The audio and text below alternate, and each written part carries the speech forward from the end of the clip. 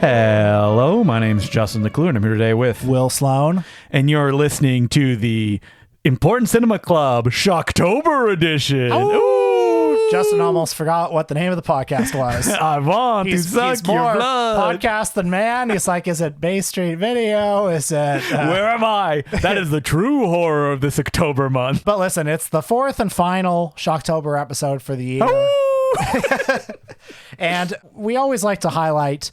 Do we always like to highlight? Not really. No, we sometimes like to highlight a filmmaker who you've probably never heard of. Mm-hmm. Somebody creating spooks and shivers and goblins and ghouls with his own two hands out of paper mache and spit in a dream. And who lived his entire life with very, very little acclaim.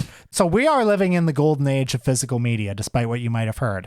We've had so many of these like career retrospective box sets from filmmakers both high, from your Agnes Vardas and your Ingmar Bergmans, to low, your Andy Milligans, your Herschel Gordon Lewises, your Ray Dennis Stecklers. But even the buff was stumped when a couple of months ago, Powerhouse Indicator in the UK put out a beautiful, gorgeous, complete, extras-packed career retrospective of Michael J. Murphy. And people went, who? Yeah. Michael J. Murphy made over 25 films. Maybe I'm lowballing the number. From 8mm to 16mm, all the way up to mini DV. Mm-hmm. And he made them from like the mid 60s till the like 2010s. And unfortunately, almost none of them got any distribution anywhere. We'll talk about some that did get released on VHS and became kind of like cause célèbre just because they were so unavailable. But in his lifetime, I don't know how he could continue to make movies like he did with no acclaim, nobody noticing, but he kept just churning onwards, making these movies. And they're not all horror movies either. And this box set is not just horror films. You get psychological dramas, you get a lot of fantasy films, you even get a post-apocalyptic film thrown in there, that being one of the few that got any kind of distribution, Death Run. So when I first heard about this filmmaker, and the box set emphasizes his sort of micro-budget, handmade aesthetic, I thought that he was probably somebody along the lines of, and now I'm going to name someone equally obscure, David the Rock Nelson. Oh, you thought it was that low budget? I thought he was that kind of guy. Mm-hmm. You know, a eccentric with a camcorder. We need to explain Dave the Rock Nelson a little bit. Dave the Rock Nelson is a guy who makes 2.5 hour epics of like David the Rock Nelson versus the werewolf. Yeah. The monster and the Frankenstein meet the Dracula and the Wasp Woman. And he'll often star in his movies, and it'll often be him like holding the camera on himself, being like, oh no, here comes the werewolf. And he lives in like Baltimore or something, and he'll just be on a street in Baltimore with a Halloween mask on. So God love David the Rock Nelson. Yes. I kind of thought, and he's an odd fellow. Yes. An eccentric. Let me just look at his Facebook page. Oh no. Oh, his politics? Yeah. Not interested, Not interested. I'm just interested in the devil ant and what will happen to it. So I kind of thought Michael J. Murphy would be like that. Instead, I was confronted with a filmmaker who, actually, there's quite a bit of technical skill in these films. They are very low budget. I think amateurish is the wrong word. They're amateurish in the sense that they are amateur productions. Yeah. In the dictionary definition. I've heard some people like calling it that. And I think maybe there's just a stigma to that. Like, they don't know what they're doing making these films. No, but it's like he hits his head, I think, only on the practicalities of the resources that he has. And also just oftentimes he's very ambitious with very little resources. And so he hits that brick wall, but he doesn't allow it to stop him, and he continues to make his movies. Yeah, I mean, a movie like Torment, which I think is like a beautifully photographed film, full of, creative directorial decisions. And then, there's a movie like his very Albert Pune-like post-apocalyptic Death movie. Run. Yeah. That's one where, you see guys in their, Mad Max Halloween costumes, like duking it out on the side of like a hill in rural England somewhere. And like, I guess it looks a little, well, like you compare it to an Italian post-apocalyptic film and you're like, oh boy, it doesn't really live up to that. And you're like, yeah, but look what they're doing. You probably shot this for under £1,000. Yeah. And so I really do feel like these Michael J. Murphy movies are a real pass-fail test of like, if you look at this and you think that this is bad filmmaking and a bad movie, like you fundamentally don't understand. So how can they understand though? Like what olive branch will you offer like a context to like watch a Michael J. Murphy, because like I look at Letterboxd, I'm shocked by people who usually I trust their opinions are like 2 stars, 2.5.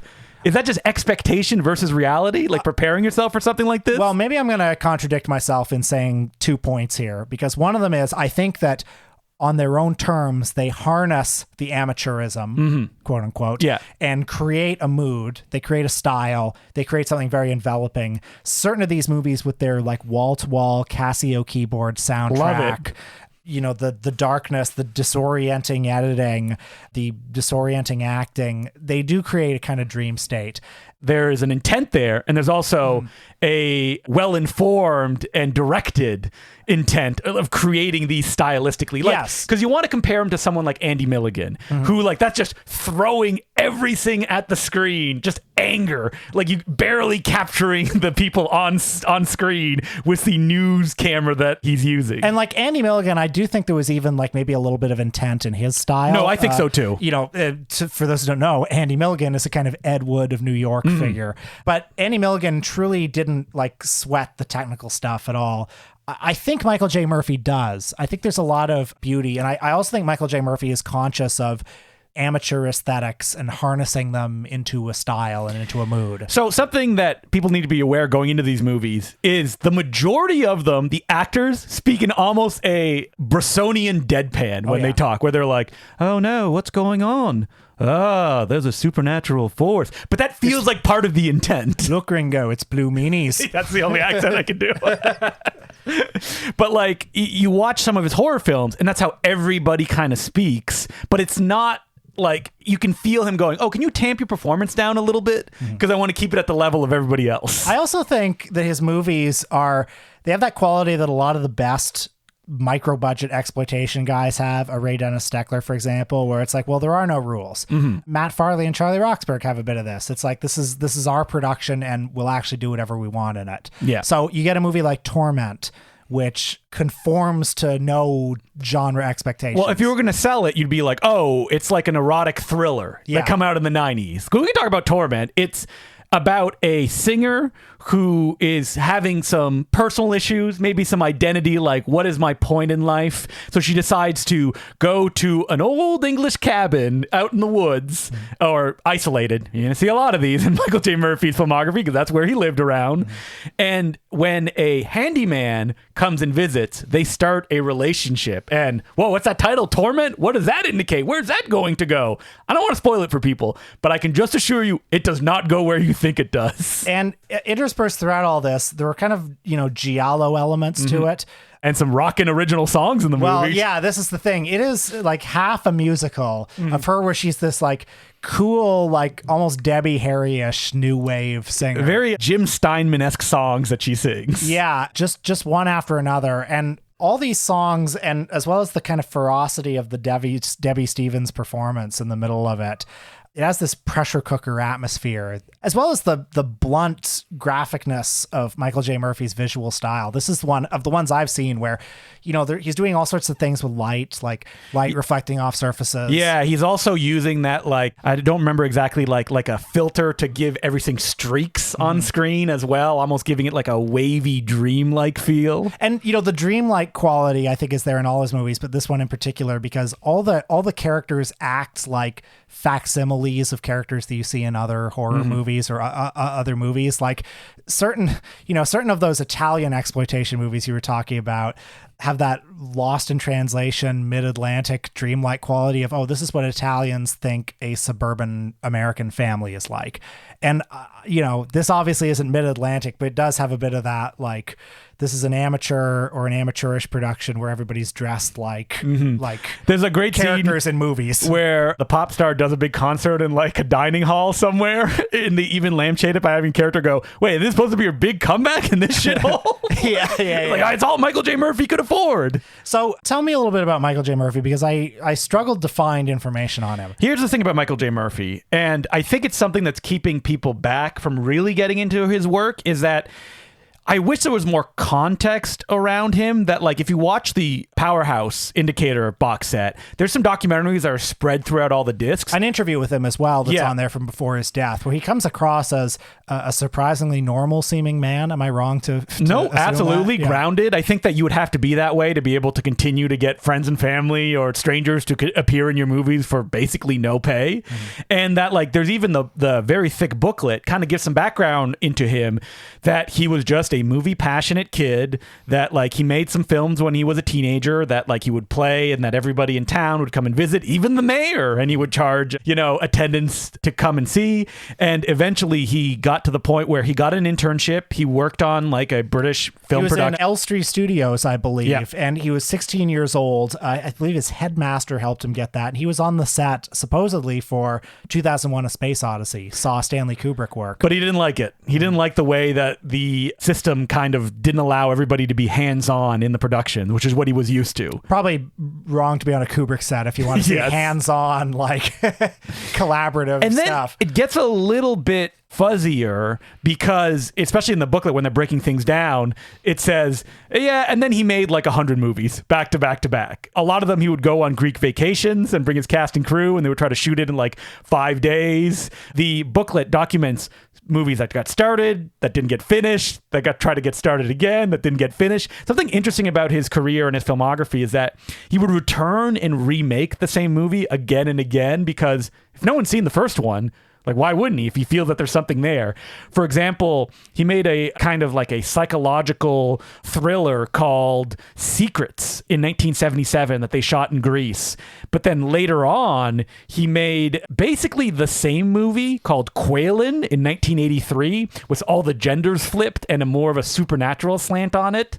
And that was one of the few films that got released the year after. Or he also loved the story of Tristan and Isolde, which he remade 3 times throughout his career, over and over again, because again, like, no one's seen these first 2 versions. I'm not going to release them, so let me make the ultimate version I'm going to put out in the world. And it's kind of fascinating to look at someone who's basically a Jess Franco-like figure who needs to keep making movies, just revisit the same material again and again and again. So only a few of his movies got any kind of wide distribution. Yeah. I assume Bloodstream was one of them? No. Oh. So Bloodstream was a movie that he made in reaction to what he considered a bungled release where he didn't get paid of his films Invitation to Hell and Last Night. Now, you watched Invitation to Hell, right? Yes, I did. And that's a fun one. I loved Invitation to Hell. So Invitation to Hell is 44 minutes long. It's a very simple story.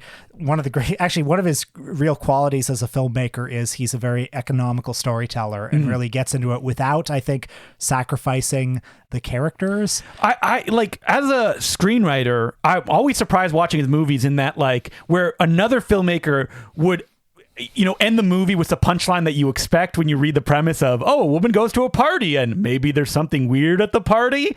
Michael J. Murphy within 5 minutes is like, they're devil worshippers. They're going to sacrifice her. Where does it go from there? And she's been kidnapped. Yeah. And Invitation to Hell is as much about the mood as anything. I think the story is strong. It's strong enough for what it is. There's something about his use of these amateur actors, I think, that creates... it's very few filmmakers who are able to do this, sort of create an instant audience identification with an actor through the fact that they seem real and natural. That's what this movie Invitation to Hell has. But a lot of this movie, a lot of the mood of all of his movies is through this droning synth soundtrack. It's interesting because like all his movies have this, but he doesn't have that one composer working on all of them. So I'm like, or maybe he did, and like he isn't credited on all the films according to IMDb, but that droning synth that goes through all of these films is like the backbone of them and really creates that uneasy feel to the entire experience. And so as that's going on through these scenes in Invitation to Hell, just kind of in and around the grounds of this like satanic devil worshippers cult, as nightfall envelops the movie, it kind of feels like you're underwater or something. Well, okay, you're not underwater, you're in the woods alone at night, but there's this otherworldly quality to it that you enter. The film that this one was included with on VHS, The Last Night, Which I also watched. Oh, you did watch it? I thought that one was great too. I loved it. Was like a completely different side to Invitation to Hell. Yeah, a backstage like giallo. Yeah, that's exactly what it is, where on the last night of a play, which is a murder mystery, two psychos, never explain, they just show up, start murdering the cast members, and then when they find out, they go, but you guys got to continue on with the play, and if I don't like your acting, I'm going to kill you. It's different in a lot of ways from Invitation to Hell, but I do think some of the effect is the same. I don't know whether it was intentional or not, but you get so disoriented in this theater, in the backstage. But it's like, what's real, what's not. The lines between onstage and offstage aren't always that I think clear. Michael J. Murphy is in complete control of that, because you'll get a murder and then it'll cut to the stage, which is a very similar murder happening at the same time, which is like, what is entertainment? Are you entertained by this play? And then are you entertained with what's happening backstage, which in the context of this movie is real? Like, he's doing a lot of interesting stuff there. I mean, if I saw this on VHS, I'd be like, wow, what is this? These two movies like that are distinct enough from each other, and it's just 90 minutes. We didn't say that Invitation to Hell and The Last Night are only 45 minutes each. And that's why they were released together. So he was betrayed by this experience. He didn't get the, I'm sure, voluminous royalties that he was owed. Or any royalties, I think. Right. And so he responded with his own personal Last House on Dead End Street, Bloodstream. Now, Bloodstream, just to give some context about, it is probably his most well-known film, mostly because it was unavailable. The story goes that he gave a rough cut to an actor who then leaked it to someone else, and then it distributed from there, much to Michael J. Murphy's chagrin. He did not like it being out in the world. Why did this one, though, get that outsized reputation? Is it because the premise is so good? Yeah, and I think maybe it's unavailability, and it's like, oh, wow, like, I can't believe, like, what is this movie? And you don't know, if you didn't know who made it, you'd be like, this is a movie about a filmmaker who gets betrayed by his distributor, and he decides to retaliate by killing the distributor and his family, filming them to make the ultimate horror movie. And this is all in between just horrific violence watched by the filmmaker of like hunchbacks, werewolves, witches, which watching it the first time I went, oh, is this short films that Michael J. Murphy had and he just showed it to pad it out? Nope, they shot this all originally for this movie. And like The Last Night, there is a constant disorienting quality of not being sure what's the movie within the movie and what's the movie itself. I mean, I think one of the reasons why this movie probably has a slightly outsized reputation compared to the other ones is it is a reaction to and was in the middle of the video nasty era in Britain. If non-British listeners don't know, there was this whole wave in the UK, conservative politicians fighting this fight against so-called video nasties. Movies like Cannibal Holocaust or Faces of Death, just gory movies that they said, our kids are renting these at the video store and they're destroying the youth of Britain. People got arrested and went to jail just for renting those types of movies out. Right. And now I think pretty much almost all of them are available. Yeah. And a lot of them you see them and you're like, oh, bad, terrible. I mean, this was not a video nasty because it never got released. No, ever. No, but I mean, it came out, it was made in the middle of it, and it almost feels like a ghost of that era. Yeah. Or like a primal scream of that era, basically. Well, the fact that like this like snuff filmmaker who's at the center of it is killing people and filming their murders. I mean, that was one of the popular like urban legends of the time, right? That like, oh, there's like snuff movies out there being rented out. Like, have you heard about this? They filmed this movie in South America where life is cheap. I think it's called Snuff. My God, they're even saying it in the title that it's snuff. It has to be real. It's so obvious. It has to be true. The ultimate con. And so in the movie, the constant dissolution between what's real, what's in the movie, what's real and being filmed and put into a movie, I think probably resonated, just the premise of the movie resonated with, some parts of the British dreamscape. Yeah. I mean, and this is a movie that it's interesting that Michael J. Murphy said he doesn't want it released, almost as if it was too much of a primal scream in his opinion. Like, oh, I feel like I put myself too far out there. In the version that's on the Blu-ray, the actor playing the filmmaker is dubbed by Michael J. Murphy. And on the Blu-ray, you can watch both versions. The version that was released and then a new scan of the elements that make the director's cut. I watched the original version. Yeah, me too. Yeah. The whole movie, you watch it and wonder, like, what is Michael J. Murphy trying to say in this? Because it almost feels like, oh, do horror movies lead to these violent acts? Not really, because the guy who's watching it is going, this is stupid. I don't like this stuff. But then you know that Michael J. Murphy, who shot all this stuff of like a hunchback torturing a woman that's tied up, He loves making this kind of stuff. This is kind of a subgenre of horror movies. The, like Lucio Fulci's Cat in the Brain and Cronenberg's Videodrome are also examples of like these oft censored filmmakers making movies where it's like, well, hey, what if our art actually did like fundamentally alter the way that we are and that you are for watching them? And I don't think there's anything like didactic or prescriptive about them. I think it's just like, it's just an interesting like idea to wade in a horror movie, because there is joy in all the sequences that he shoots. And when I watch these, I read somewhere that like, oh, he shot it for 500 pounds. And I'm like, no way. There's too many makeup effects in this, or like glasses being broken, that if he did, man, props to him. Because as a filmmaker myself, I watch how much he's putting on screen, and I'm like, I can't even fathom doing something that then somebody else watches like, look how cheap this is. Okay, this is again why I think these movies are a very simple pass-fail test, because you look at Death Run, which is his post-apocalyptic Mad Max type movie, and which I loved. Yeah. There are like mutant beasts in that movie. And you can watch it and go, look at that. That looks fake. Okay, but the mutant beasts who are kind of dressed like, the sand people in Star Wars or something. And they've got these like paper mache or whatever it is, like globules all over their face. And they've got this like puffing like balloon wound that keeps puffing in and out. And I look at that, I think that's so cool. Yeah. That's so creative that he got this thing to puff in and out. As opposed to looking at it and going like, oh, well, I don't buy it. Yeah, like, is your standard realism or is your standard, is this cool? Yes. And I would argue, though, Death Run, not much happens in it. No. Well, I mean, enough happens. Enough happens in it. I mean, there is also value to be put into a post-apocalyptic film where everybody's like, hello, I'm British. Where it's like, love it. I think, again, the plots of these movies are functional. They work, but they're very much about like being in the mood, the very peculiar synth Casio keyboard mood they evoke. Like, I also watch Atlantis, his big kind of Sword and the Sorcerer, if it was shot in the back room of a working psychiatric hospital. And that movie is bonkers, even though I do think he's a little bit overwhelmed by all the stuff he has, where I'm like, I don't even know who I'm supposed to follow in this movie anymore. There's so many things, but that just shows that as a filmmaker, I don't know how he could find the strengths to keep doing these mega productions to just like silence from any distributor or anybody out there. I guess art for art's sake, he just loved doing it. He just needs to keep doing it. And I mean, there's a hint in the booklet that he actually went bankrupt making these movies. So like, I just need to keep pumping these out. And if nobody sees them, well, oh well. I mean, it's so sad that he passed away before like a big box set like this could come out. You were saying that you felt that there's a bit of a disservice in the box set, possibly. Like, it's overwhelming. People see the box set and they don't know where to start. I do think that's the case. And that's not... Like, I don't know how you would have approached this if you want to do it from this box set way to get people in. Like, this is a beautiful box set that is like so well designed. I'm so glad I have it. Yeah.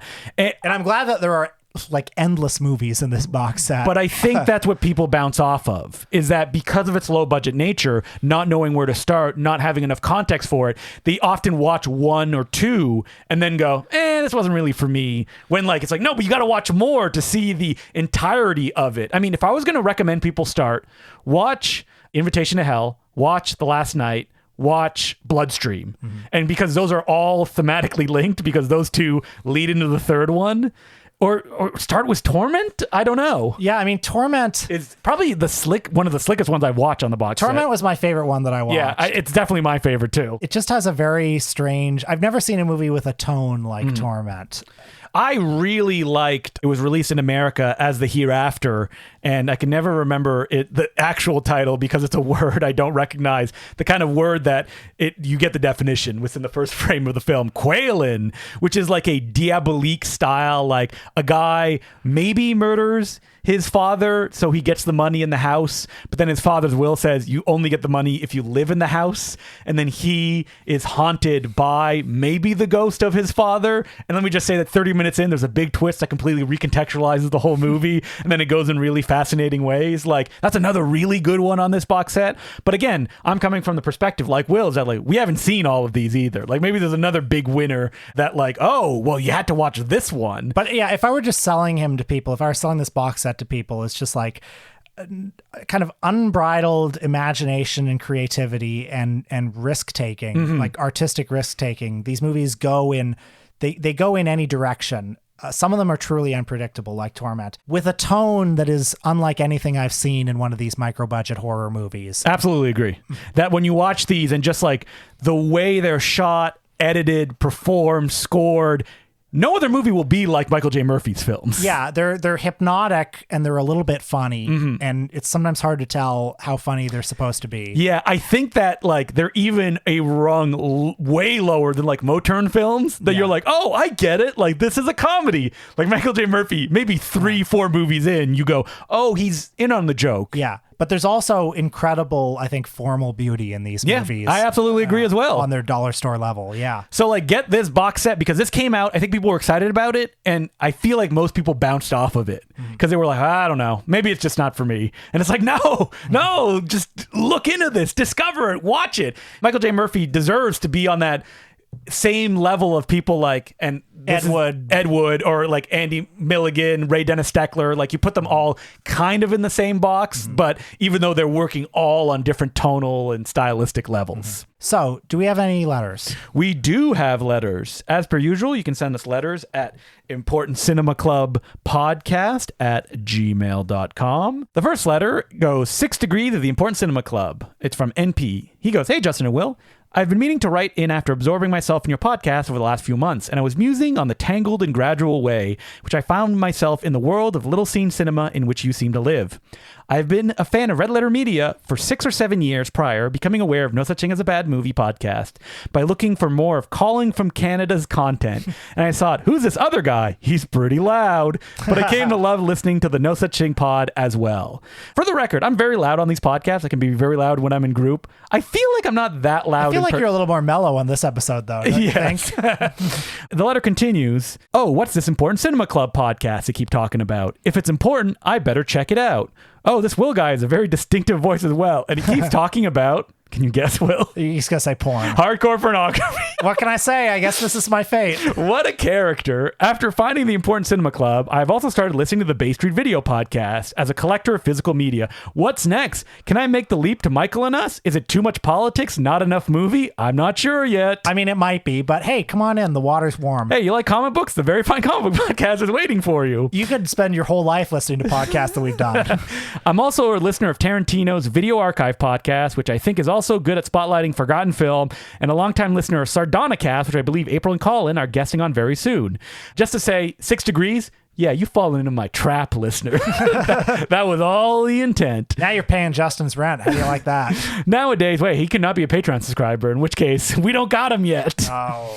Nowadays, I find myself very pleased when I see a new episode pop up of the Important Cinema Club when you are talking about world cinema or films with 25 logs on Letterboxd, rather than films that have been canonized, and I credit you, Justin and Will, as keeping me curious and hungry for that sense of discovery. So thank you. I know you have spoken at length about what it means to enjoy a bad movie, and how a bad movie should be enjoyed, referencing annoying theater goers, and the new bad movie douche bro crowd.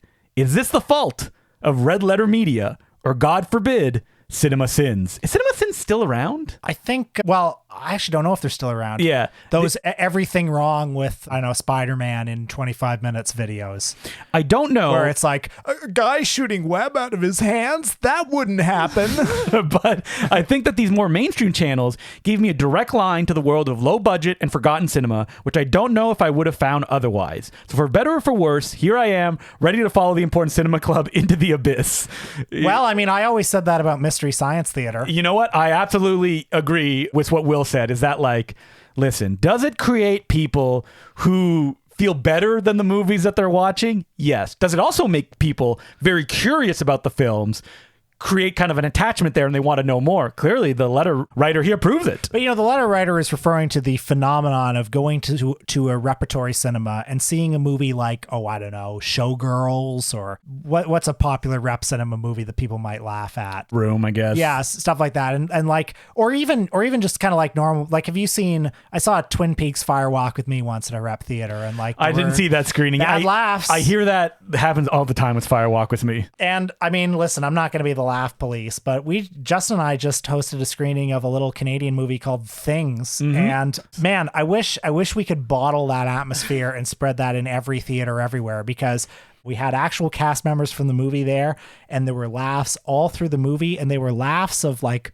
love. Like you could feel the difference. Yeah. You can feel the difference of like, I love this movie. This is so funny versus this is bad. I'm laughing at it. Yeah, there's a big difference between both of them. Have you ever watched any Red Letter Media videos? Oh, sure. Yeah. What I like about Red Letter Media is that they can be very like good in their analysis, and also they seem cursed with the life that they have. Like every one of the videos, they're like, I gotta review this, eh? I mean, I think those guys are really smart. I agree. Like, you know, the half in the bag videos or the ones like that Colin is in about best of the worst. Yeah, because they do stuff that they like, and then they talk about it at length for like 90 minutes. Yeah, which I think is very different than Cinema Sins. Which there's no movie love anywhere there. So, I mean, that's the way to go about it. Like, there's movies you like, there's movies you don't.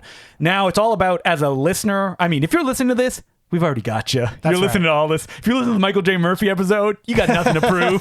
Like, you're in. But it's about like, what is that bridge that they can create to discover more stuff? And I think sometimes that's tough to like give that challenge thing.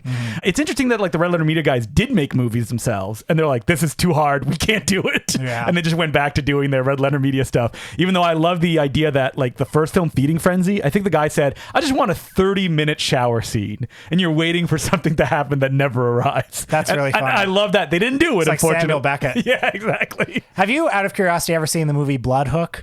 Yes. That's done by the Mystery Science Theater 3000 director, right? Yeah, Jim Mallon, and I think Kevin Murphy's involved too. Do you have any opinion? Is it any good? You've never seen it? No, I never have. It's 2 hours long. Okay, well, strike one. I think it's pretty fun. It's about like a serial killer who kills people with a hook. It's comedic without being full-on satirical, to the point that when people watch it, they're like, is this supposed to be a comedy? It is. But like, that's another example of, you know, it's tough to make movies and also critique them. So like, I mean, the Red Letter Media guy just went, we're just not going to make movies. Like, it's too hard, but we can still speak about them eloquently. I'd say that of all the episodes we've done, we've probably done like maybe 10 or less where we just full out disliked the thing. Yes. That's And we right. try not to. Sometimes we're like, listen, guys, we went in with best intentions, but we don't like it. Yeah. And that's tough. Because it's not fun for me to talk about that kind of stuff. Well, exactly. Like we're not going to do an episode exploring an entire filmmaker's career. I mean, listen, that's what we have Michael and us for. If you want me to hear me talk about films that I don't like, there's a little podcast called No Such Thing as a Bad Movie. You can hear me on there be like, ugh, so bad. Like terrible. Not so jolly anymore, is he? No. Yeah.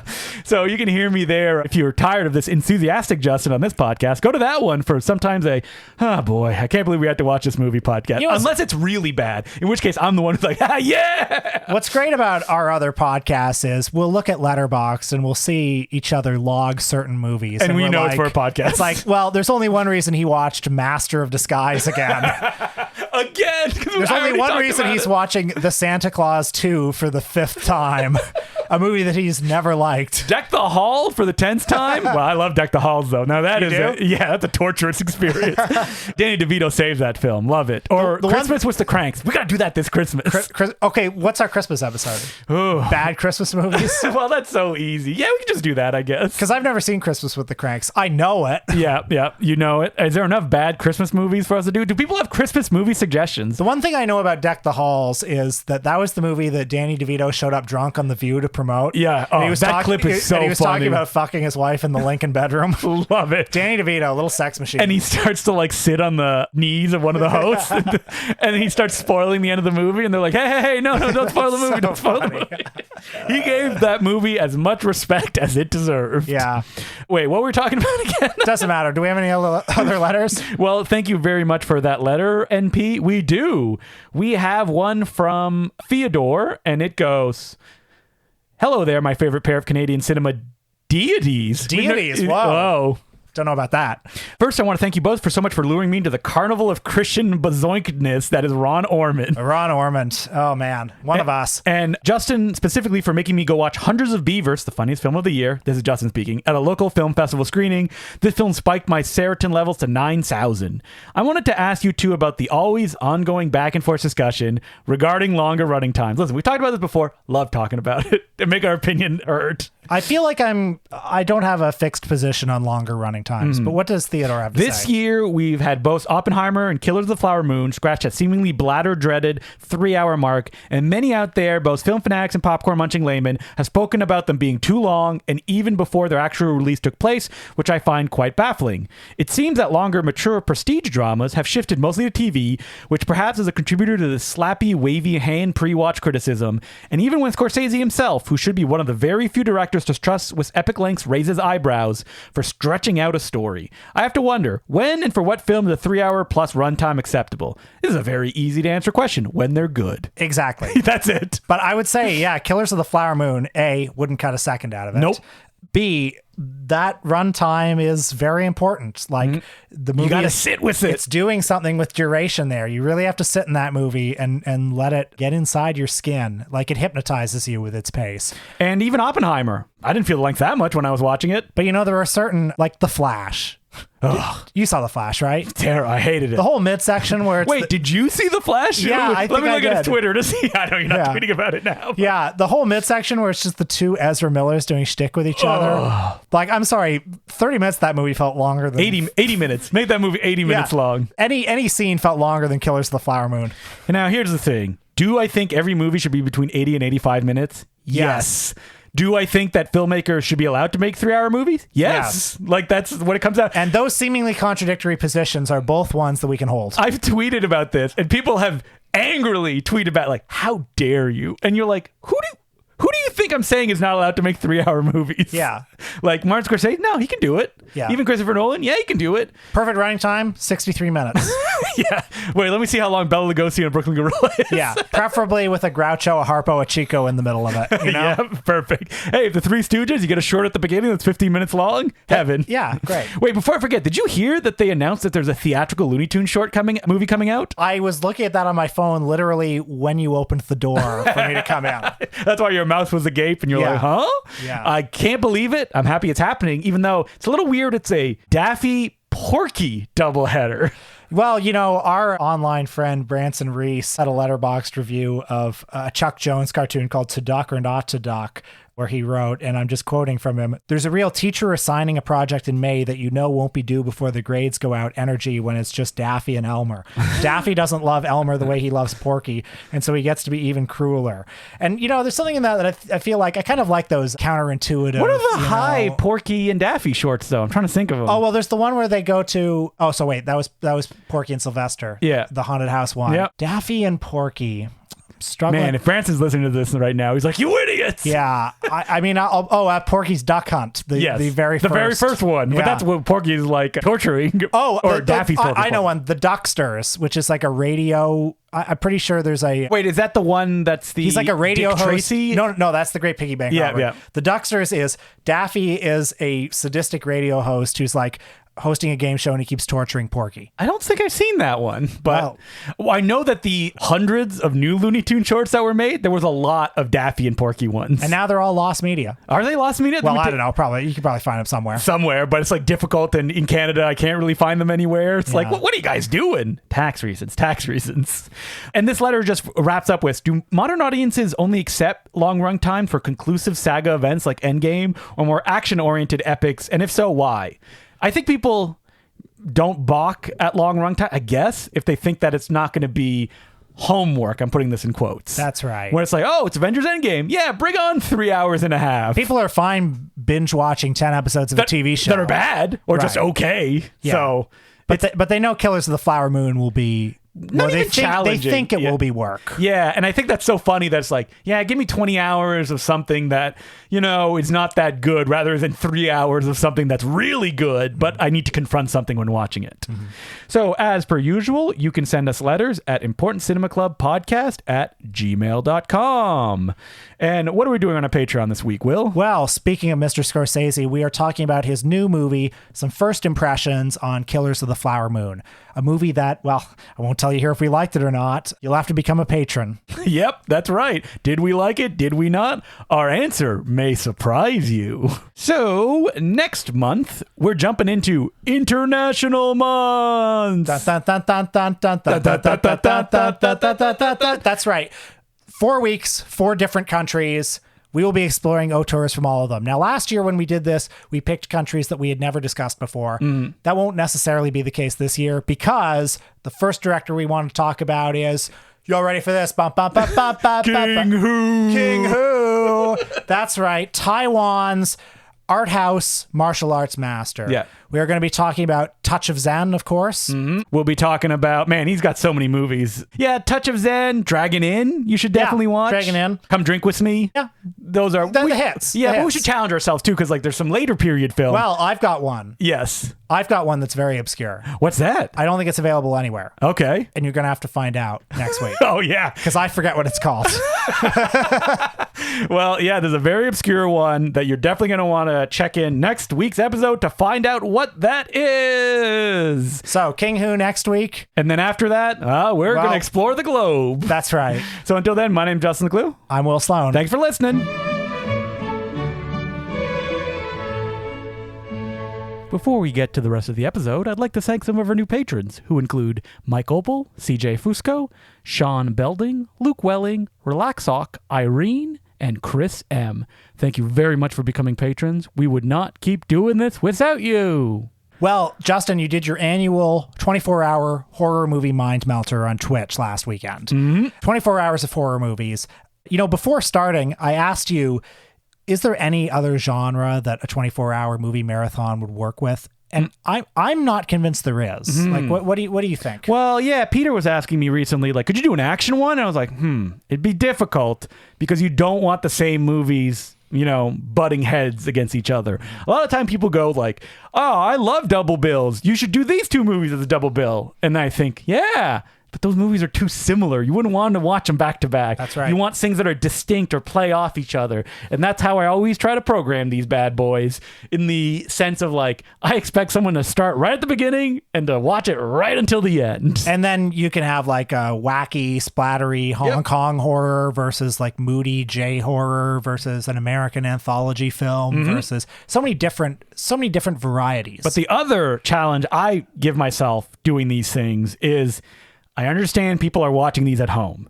And because of that, you can be very easily distracted by anything else if the movie loses your attention for a second.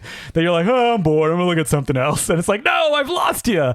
So like for this one, when I do 24-hour marathons online, if you're a programmer and you're doing a double bill, this is an airtight rule I always tell people. Play the serious one first.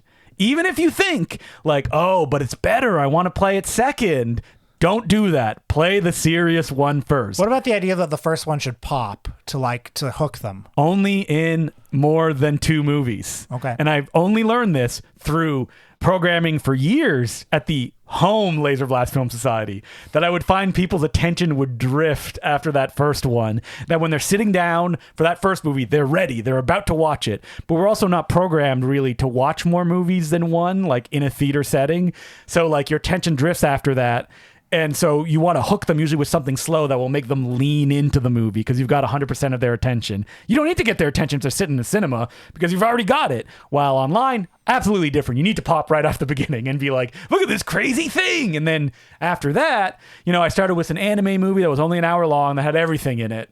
And then after that, I gave them a French TV movie that is not available anywhere else. That's like a Henry James adaptation that's super slow. What were some of the big crowd pleasers? Some of the big crowd pleasers included, I played a Shaw Brothers film called Hell Has No Boundary, which is a really fun possession film filled with murder and women eating like real life maggots on screen. You love that kind of stuff. Oh, sure.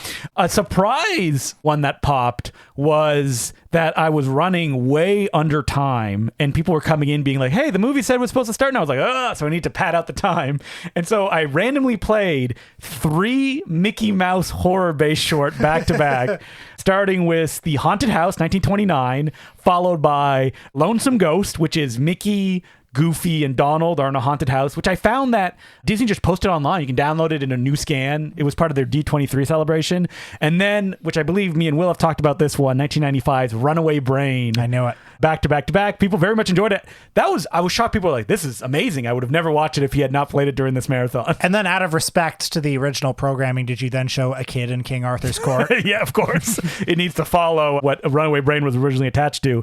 One that I knew was like, just an easy, like, you know, knee-length slam dunk, was playing Chang Cheh's Heaven and Hell. Have you ever seen that one? I have not, no. Where it starts in heaven, and then it moves to Earth, but the Earth section is all shot like a dream ballet in like a Vincent Minnelli movie, where it's like all abstract sets and just emptiness. And everyone, when they're fighting, there's actually no sound effects on their punches or kicks, so they're all kind of like dance fighting. And then the characters die and they go to hell, and it's just like all big, multicolored Dario Argento hells. You get to see them all and nothing but fighting for the rest of the movie. So people really had a blast with that one, which is one of those movies I'm always surprised that hasn't really gotten out there yet. Like, no company's gone, oh, let's put Heaven and Hell out on Blu-ray or DVD, even though it did get an American DVD release back when, I don't remember what company was just pumping them out, like, just take them, just take these Shaw Brothers movies. And then a big hit was, and I'm going to move past it really fast, an edit of a 4-hour full motion video game that my friend did, making it into a 90-minute movie. And it feels a little weird because it was never meant to be that way. But if you didn't know any better, you'd be like, oh yeah, it's just a weird 90s David Cronenberg-esque ripoff movie. So like a full motion video game, for people who don't know, is like one of those CD-ROM games that like had live action segments, but it was the CD-ROMs. They looked a little janky. Yeah. Exactly. And he somehow was able to cut it down. And I think people were very surprised by that, because you can go online right now and watch a 4-hour playthrough of the game, but it's not the same as watching like the 90-minute movie, because he had to choose how scenes flow into each other. He went to go get the score and he put it over it. It's currently not available online. The guy who edited it was named Pierce Dirks, and hopefully somebody will maybe reach out to the publisher of it and get his version out there, because that would be great. Also, Jeff Leroy's Creepies. There's this guy named Jeff Leroy. Let me tell this to you. He's been making movies since the 90s, and he loves miniatures. And he shoots all these giant monster, and he shoots them on film in slow motion, because that's how you're supposed to shoot miniatures on ones that he builds. So Creepy is giant insects, specifically a spider. And then the other half of the movie is the shittiest looking mini DV, hyper violent non-actors doing their thing, fighting like little, in this one, CGI spiders, but then it's all graphic practical gore, people getting their faces ripped off, shotgun blast to the head. People love this movie. And a lot of like, wow, I never knew this guy was out there. And I was like, yeah, he's directed like 20 movies, so go out and discover them. And then at 3 a.m., I loved playing a new film by Joe Meredith. He's like, I don't know how I would describe his films. They're kind of like weird snapshots, like gory snapshots shot on VHS of like this weird universe that he creates, and they're very unsettling. Like, for example, in this one, there's a woman who like gives birth to a monster that like rips open her head, or a guy just like shits out a giant stop motion monster in the toilet. There's no real plot to these. I played Variant the first That's time. how my son was born. Hey-o. And like, people always find these very disquieting. I love playing them. And Joe Meredith is one of those guys. You want to watch his shorts? You got to buy them on DVD from him. There's no other ways to watch them. Wow. So check that out if you want it. And then have you ever seen Love God? Not the Don Knotts vehicle. No, it's a film directed by one-time only filmmaker Frank Groh, 1997. I would call it like Frank Hellenlotter on speed, and it's one of the lost Midnight Madness movies. It played at Midnight Madness in 97, and unfortunately, my pal Peter contacted the filmmaker because he wanted to play it on film again. The filmmaker said, we don't have any copies anymore. Oh. And it was a film, though, that they shot on mini DV and then transferred to film, and that's what they scanned on the DVD, and there's no more prints left, unfortunately, which is a real bummer. And then Ghoulies 3, as a surprise film at the last minute, because I'm like, I'm running under time. I don't know how this happened. And I ended it with I think a big surprise for a lot of people, Night of the Living Dead 1990, the one directed by Tom Savini. Which I've never seen. Very good. The remake. Yeah, very, Okay. very good. Would recommend checking it out. That, for when I was a kid, it was like 1 star, half a star. Like, how dare they? Absolutely. What That's why I never saw it. Yeah, so Tony Todd stars in it, like in a straight role. It's like really, really God, good. it's so crazy that I never saw that, because if Tom Savini did a remake of Night of the Living Dead now, You'd be like, I'd see it. Yeah, please. But like back in the day, it was like a big theatrical film. Great like character actors like Tom Tolles shows up. Bill Moseley plays the brother who's like, they're coming to get you, Barbara. Yes. And I think what people were shocked by the movie is that it's not very violent. But that supposedly Tom Savini said that was a conscious choice because we were making Night of the Living Dead. We just don't want to like gore it up. So we're trying to do something different. And I think a lot of people didn't like the fact that Barbara was made into a proactive character in the movie. Well, I mean, quite different than Yes. the original, yeah. But that's Yeah. good. Like, if you're Yeah. going to do a remake, do something different. Like, why Yeah. just remake the same movie? So I do think that, like, it's been reclaimed by people who are watching it now. It's like, oh, this is really good. And all the zombies look amazing because Tom Savini's doing, and his team is doing all the makeup. So I think it was a very successful 24-hour horror movie, Mind Melter. A lot of people said, wow, I can't believe I would have never seen this movie if you hadn't shown it. So that's the best compliment I could have. And they loved one of them out of it. And now you have a whole year to come up with more horror movies. Oh my God. It's so hard to do this. This one I worked the hardest on. Of like looking at Letterboxd and being like, this follower I have has already seen this movie. Can't play it. Oh my God. Okay, well, you might have to loosen it a little bit. Like I'll be like, I don't know, The Hills Have Eyes, guys. Like that movie, that's what I'm starting with. Yeah. Because like I look at 35 millimeter like screenings and they can play the normal ones. We're just happy to see them on the big screen. Yeah. You know what you should say? You should say, do you guys like John Carpenter? People are like, someone in the chat, there was two kind of mild complaints. Someone was like, oh, you play too many Asian movies. And I'm like, number one, Asia is many countries. Yeah, like, how dare you? And my racism button is shining a light. And also, people will not have seen these movies, which is a reason that I would do them. Some of them I got custom subtitled for the screening to Japanese horror movies. You see, the thing about the Asian horror movies is they hit the sweet spot of obscure and well-made. Yes, exactly. which American regional ones don't. Yeah, or even like, some countries, like they have movies that I would definitely show to friends, but to show to like 300 people online and have to keep their attention, it's like, it's not going to do. Like the films have to, that's the problem with programming for this. They have to hit that like particular sweet spot. Mm-hmm. Also, people are like chatting if they want on the side. So it's like, can a film keep your attention? And then you can go back and forth between both of these things. Yeah, so it's very tough to do that. I don't know what I'm going to do next year, but a lot of these often, like I pick 1, 2, or 3 movies and then I form the rest around that. Mm-hmm. Like these are my base. How do I do this? So yeah, will I do it next year? Will I not? I don't know. That's the true scary thing. Ooh. Yeah. Stay tuned.